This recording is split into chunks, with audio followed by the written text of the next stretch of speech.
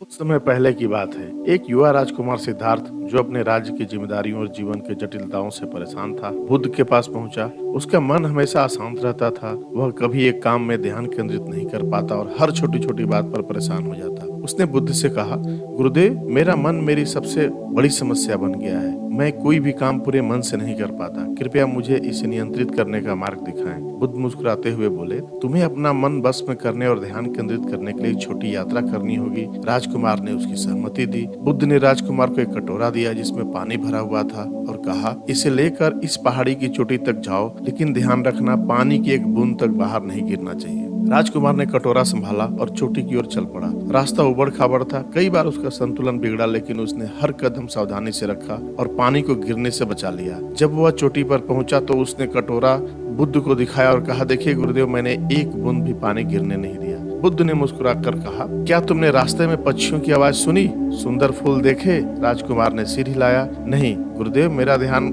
केवल इस कटोरे पर था। बुद्ध ने समझाया, जैसे तुमने कटोरे पर ध्यान केंद्रित किया, वैसे ही तुम्हें अपने मन पर भी ध्यान देना होगा। जब मन स्थिर हो तो वह हर काम को पूरा करने में सक्षम हो जाता है। अगले दिन बुद्ध ने राजकुमार को एक शांत झील के पास बिठाया और उन्होंने कहा, अपनी आंखें बंद करो और पानी को स्थिर होने तक महसूस करो। जब पानी स्थिर होगा तो उसमें तुम्हें कुछ साफ दिखाई देगा। राजकुमार ने ऐसा ही किया। शुरू में उसका मन भटकता रहा।